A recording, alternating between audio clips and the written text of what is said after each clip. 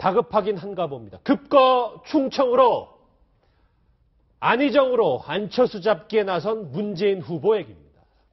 다급해진 문재인 후보가 급하게 오늘 충청도로 날아갔습니다. 일정까지 바꿔가면서 안희정 지사를 저렇게 만나기 위해서였는데요. 두 사람의 만남 재밌게 꾸며봤습니다. 화면 보시죠.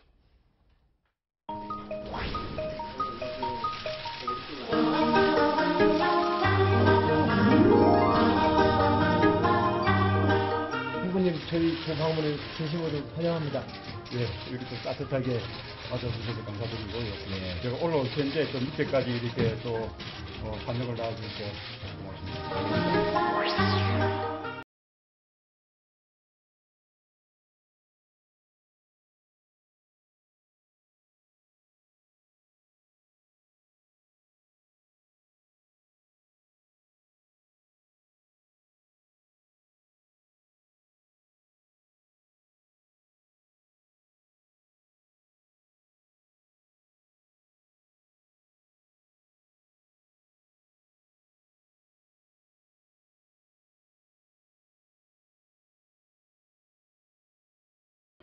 저기는 자막처럼 진짜 앙금이 다 털어진 건지 저희가 일단 노래는 아주 달콤하게 꾸며봤습니다만 박상원 소장님, 문재인 후보 입장에서는 지금 어쩔 수 없는 선택입니까? 네, 급하죠.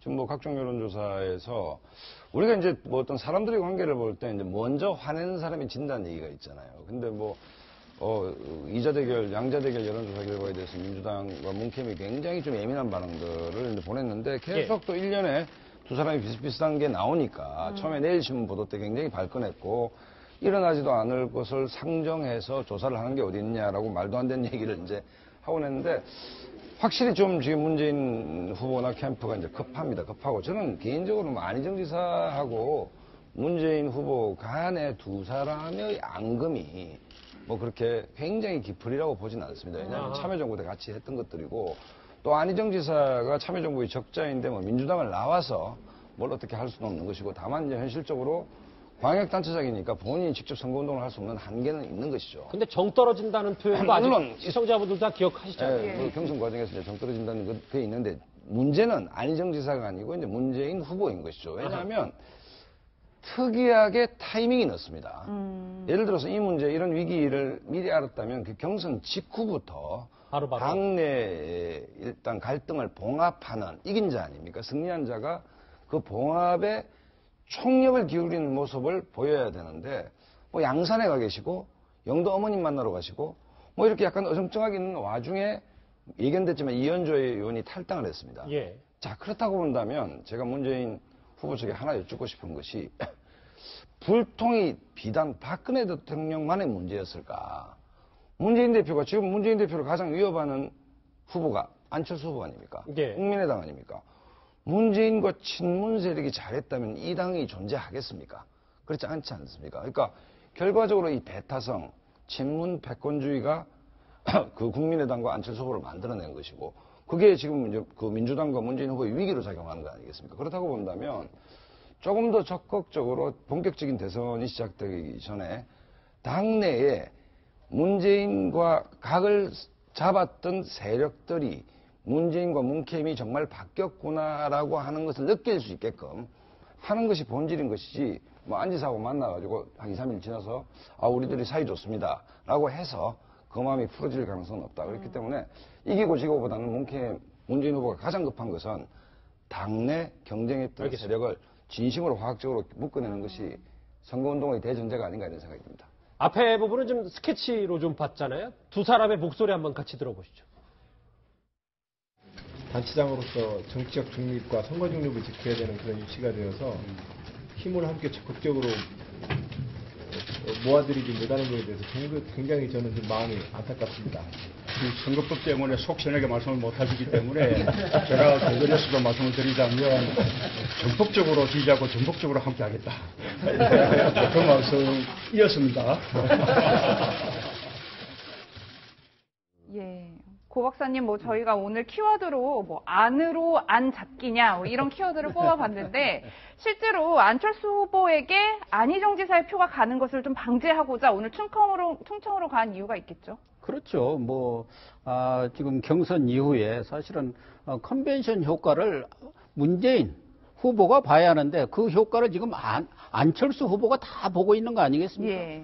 그래서 오늘 안희정 지사하고 저렇게 화기애애한 과거의 형님 동생 이 관계를 회복하는 모양새를 취했습니다만은 안희정 지사야 문재인 대표를 떠날 수는 없죠. 여러 관계. 그러나 안희정 지사를 지지했던 그 지지자들로는 또 별개의 문제입니다. 안희정 지사가 그래 내가 문재인 대표고 다시 이렇게 손을 잡았으니까 다들 따라오라고 해서 따라갈 사람들도 아니고 그렇기 때문에 지금 문제는 그동안 예상을 했었습니다만 최근 여론조사에도 보면 안희정 지지하는 분들의 대다수 한 5, 60%가 안철수 지지 쪽으로 이렇게 빠져나간 걸로 나오고 있지 않습니까? 그렇기 때문에 문재인 후보 입장에서는 상당히 좀 위기의식을 느낄 수밖에 없고 그동안에는 양자구도 이거 전혀 상정이 될 수 없는 걸 가지고 여론조사를 한다고 해서 얘기를 해왔습니다만은 지금은 양자구도가 아닌 다자구도였어. 그러니까 다자 대결에서도 거의 말하자면은 오차 범위 내까지 지금 안철수 후보가 문재인 후보를 추격해 오는 상황이어서 이대로 가다가는 제가 전에도 얘기했습니다만은 후보 등록 전에 경우에 따라서는 추월도 할 수 있지 않겠느냐 이런 상황이 오기 때문에 문재인 대표 쪽에서는 지금 상당히 급한 상황이죠. 그래서 이제 안희정 지사도 이렇게 찾으러 가는 것 같은데 제일 여러 분들 지적이 있었습니다만은 문재인 대표도 그렇고 그 문캠 쪽에서도 좀 포용력을 가져야 알겠습니다. 포용력 그 부분이 없었기 때문에 그동안 김한길, 안철수, 윤여준, 손학규, 박지원, 김종인까지 다 적어놓으셨어요? 이렇게 다 떠났지 않습니까? 김종인 대표도 얼마 전에 내가 한번 물어봤어요. 그거 떠난다고 어쩌다고 할 때 혹시 문 후보 쪽에서 문 후보가 직접 전화 왔었습니까? 그러니까 단 한 번도 안 왔다고 하더라고요. 그거는 또 이제 문재인 후보 쪽 얘기도 좀 들어봐야 되니까요. 아니, 그냥 본인이 그런 얘기를 하더라고요. 그러니까 그런 저런 면들을 감안할 때 정말 포용력, 표 확장력 이런 부분에 대해서 이제는 경선도 끝났으니까 문 캠프 쪽에서 가장 관심을 두고 총력을 기울여야 할 부분이 아닌가 그렇게 보여집니다. 두 분의 평론가 말씀도 당연히 문재인 캠프에서 귀를 기울일 수도 네. 있는 부분인데 오늘 여론조사 성적표를 좀 보실게요. 저희가 단순 성적표가 아니라 지금까지 추세를 좀 저희 뉴스 특급 나름대로 꾸며봤어요. 저기 보면 안철수 후보의 그래프가 아주 이제 급격히 올라가고 있고 지금 오늘 38대 35 오차 범위 내입니다. 양자 구도가 아니라 이제 다자 구도 내에서도 이런 거거든요. 이수희 변호사. 예. 진짜 안철수 후보의 그러니까 안희정 지사의 지지율 표를 다 흡수했다 이렇게 볼 수 있는 건가요? 지금 각 당의 후보가 결정되기 전에 다자구도로 했을 때 지금 안철수 후보 위치에 안희정 후보가 있었죠. 그러니까 문재인 후보 그다음에 안희정 지사 그렇죠. 이렇게 있었잖아요. 그 자리를 지금 안철수 후보가 이제 차지한 건데 그걸 안엑스트라고 이제 얘기를 하더라고요. 안희정의 안과 엑스트라는 그 출입구 그걸 합해서 안엑스트라고 얘기를 하던데 지금 저는 문재인 후보가 오늘 저렇게 안희정 지사를 찾아간 거는 더 이탈을 막아보겠다라는 의도로 간 것인데 그게 과연 가능하겠느냐. 안희정 지사를 지지했던 여론조사에서 지지했던 그 유권자층은 반문 정서가 있는 그런 유권자에다가 그리고 더민주당에 대해서 충성도가 있는 유권자층은 아니었다고 보이거든요. 그러니까 당연히 자연스럽게 안철수 후보한테 넘어가는 거에 대한 부담이 전혀 없는 거죠. 그런데 지금 다자구도에 나오는 저 여론조사를 보면은 한 15% 정도의 무응답층이 있어요. 보면은 그 층이 과연 문재인으로 갈지 안철수로 갈지에 따라서 또 결국은 최종의 결론이 나오지 않겠느냐, 당락이 나오지 않겠느냐 그런 생각도 듭니다. 보면서. 예. 또 한 가지 재밌는 포인트가 지역별 지지율도 참 흥미로운 게 네네. 충청 지역에서 안철수 후보가 문재인 후보에게 역전한 적도 참 눈에 띄고요. 또 서울 지역에서도 역전을 했단 말이에요. 저희가 이 부분을 어떻게 해석해 봐야 될까요? 아니 그러니까 여러 전문가들이 얘기할 때 문재인 대세론이 아니다라고 주장하는 분들의 논리가 뭐냐면 한 번도 문재인 후보의 지지도가 민주당 지지도를 견인하지 못했다는 겁니다. 당 지지도 낮았잖아요. 그다음에 아무리 좋게 보더라도 40% 박스권에서 못 벗어났는데 거기다가 어쨌든 가장 치열했던 문재인, 안희정, 이재명의 경선이 있음에도 불구하고, 경선에서 압승을 했음에도 불구하고 이후에 컨벤션 효과를 전혀 누리고 있지 못합니다. 그러면 승패와 관계없이 문재인 후보는 박스권에 갇혀 있고 강력한 문포비아 세력이 존재한다라고 봐야 되는 것이거든요. 그렇다고 본다면 향후 전략은 이 부분을 이 견고한 문에 대한 공포감을 갖고 있는 이 세력을 얼마만큼 연성을 강화해가지고 자기 쪽으로 견인해오느냐의 문제인데 그 측면에 있어가지고 문재인 대표가 이제 고생을 하고 계시는 것 같고 또 하나는 뭐냐면 적폐청산이라는 게 문재인 후보가 지난번 경선 때 했던 말 아닙니까? 근데 그 적폐청산의 상징이 박근혜 대통령 아닙니까? 구치소에 가 있습니다. 청산할 대상이 사라진 것이죠. 근데 상대는 그러니까 안철수 후보를 우리가 적폐의 대상으로 야권지 입장에서 볼 수 없는 것 아닙니까? 쉽게 말해 정권 교체라는 가장 강력한 무기가 작동이 되지 않는 정치 환경이 생겼다. 예. 아주 이례적인 것이죠. 그런 측면에서 봤을 때 향후 승패는 모르겠습니다만 대선 한 달 정도에 남은 대선 전국에서 안철수 후보보다는 문재인 후보의 숙제가 훨씬 많이 주어져 있다. 저는 이렇게 봅니다. 일단 문재인 후보가 오늘 6시 30분에는 이재명 성남시장을 직접 만나러 또 성남에 가니까 이 행보도 어떤 결과를 낳을지도 좀 지켜봐야 되겠습니다. 이제 문재인 후보에 대한 여러 가지 얘기를 해봤는데 안철수 후보 얘기를 좀 빼놓을 수 없는 게 오늘 군부대를 방문했는데 그 군부대 얘기보다 백선 변호사님, 이 전주 조폭 사진 관련해서는 어느 정도 갈무리가 된 겁니까? 그러니까 사실 그 부분 관련해서 이제 안철수 후보 쪽에서는 아이고 어차피 중요한 부분도 아니고 난 잘 모른다. 그게 내가 어떻게 사진 찍을 때 일일이 그걸 확인하느냐 하고 지금 넘어가고 있는 분위기인데요.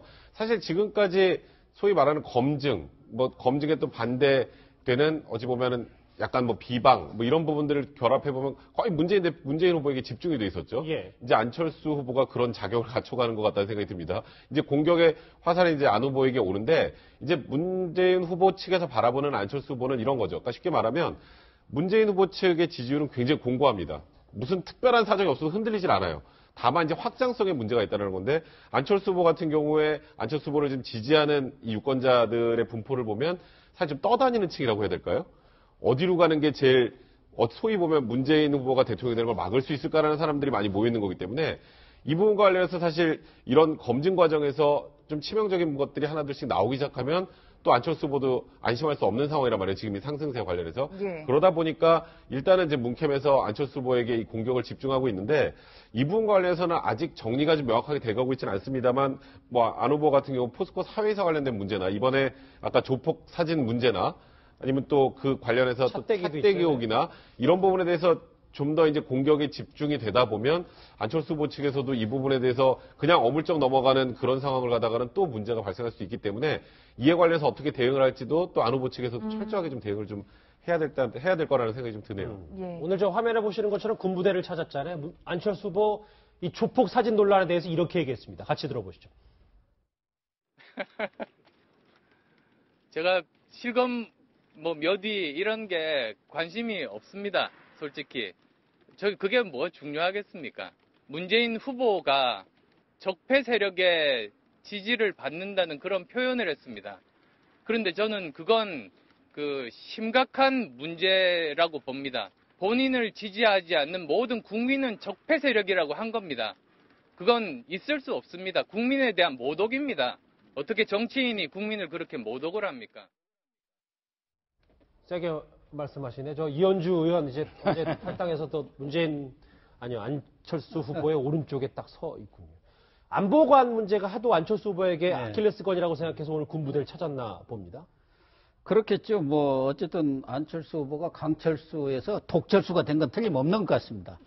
이런 적폐 세력 이런 부분에 대해서 국민 모독이라고 문 후보 측에 대해서 아주 강력한 어퍼컷을 날리는 것 같은데 어쨌든 그동안 문재인 후보도 그렇고 안철수 후보도 그렇고 어떻게 보면 좀 진보 쪽에 이렇게 인사로 뭐 분류가 되고 또 당은 그동안 대북 문제라든가 또 사드 문제 이런 부분에서 지금 당론도 마찬가지입니다만은 그런 부분에 대해서 상당히 비판적인 입장을 견제해 왔는데 어쨌든 안철수 후보는 전에부터 안보는 보수, 경제는 진보적인 정책을 취하겠다고 해왔지만 그동안 행보가 다소 좀 국민들을 안심시키기에는 좀 부족한 그런 면들이 있었죠. 최근에 이제 사드 부분이라든가 한미 동맹 부분, 어제 관토론에서도 그랬습니다만 그런 부분에 대해서 아주 강하게 자신의 입장을 표명을 하면서 보수층을 겨냥, 중도 보수층을 겨냥해서 그런 의견들을 지금 나타내고 있고 오늘 또 그런 안보 불안을 해석시키기 위해서 그런 부분에 대해서 없애기 위해서 아마 이렇게 군부대를 적극적으로 방문하고 있는 것 같습니다. 자, 잠시만요. 저 안철수 후보가 저 KT 수총 집었는데 제가 꼭 조교 출신에서 그런 건 아니고 눈을 너무 바짝 댄 것 같다는 생각이 들고 좀 약간 좀 그렇습니다. 예, 말씀하세요. 예, 어제 관훈 토론하고 이제 저 사진 장면이 이제 안철수 후보가 당분간 견제해야 될 어떤 대선 전략을 표현하고 있다고 보는 것이 공학적 연대는 반대한다. 그러니까 후보 단일화에 대해서는 단호하게 선을 끝에 이른바 보수유권자들, 그러니까 보수유권자가 처음으로 우리 헌정사상 전략적 고민을 해야 될 지경에 놓인 것 아닙니까? 뭐 우리 집 자식들이 없으니까 나머지 자식 중에 누가 좋은지를 골라야 될 판인데 어쨌든 간에 당분간은 뭐 후보 간 연대 논의보다는 보수층의 마음을 얻는, 그러니까 그 선거 캠페인을 통해서 보수층을 견인하는 쪽으로 일관되게 가겠다라는 어떤 그 선거 전략을 좀 표현하고 있는 장면이 아닌가 이런 생각이 듭니다. 난타전이 시작했기 때문에 안철수 후보도 이제 검증 대상이 분명히 되겠고 여러 가지 얘기들이 오고 갈 것으로 보입니다. 안철수 후보가 이렇게 여론조사 결과도 급상승하면서 홍준표 후보도 안철수 후보에 대해 한마디 거들었습니다. 그 목소리 들어보시죠. 박지원 대표가 홍준표 찍으면 누가 된다고? 문재인이 된다 그랬대. 안철수 찍으면 박지원 씨가 상황이 된다. 안철수는 허수아비고. 박지원 대표님께서 자기는 후보가 아니라고 말씀하셨어요. 박지원 대표께서 자기는 후보가 아니라요. 무서운 분이지. 무서운 분이지. 뒤에서 모든 것을 오퍼레이트하고 밖으로는 안 나오시는 거 보면 무서운 분이지. 네, 홍준표 후보는 참 기자들이 기사 제목 쓰기 쉽게 인터뷰를 하시는데 안철수 후보를 뽑으면 박지원 대표가 상황이 된다? 저희가 이 부분을 어떻게 해석을 해봐야 될까요? 저는 홍준표 후보가 안철수 후보에 대해서 얼치기 좌파라고 그 이름을 갖다 붙인 거는 저는 그거는 안철수 후보를 도와주는 거라고 봤어요. 왜냐하면 안철수 후보는 보수층이 그러니까 보수층이 막 미는 후보가 된다라고 했을 때 중도에서 진보 진영 쪽에 있는 그 유권자층에선 좀 반감이 나올 수가 있는 거죠. 그러니까 정권 교체에 있어서 좀 색채가 약해지니까 그런 면에서 얼치기 좌파라고 얘기한 거는 외려 안철수 후보에게 도움이 되겠다라고 생각을 했는데 어제 한 저 박지원 대표가 상황이 된다라는 저 얘기는 정말 보수층, 그러니까 전통 보수층을 절대 이탈시키지 않으려고 하는 확고한 의지를 저는 지금 보여줬다고 봐요. 왜냐하면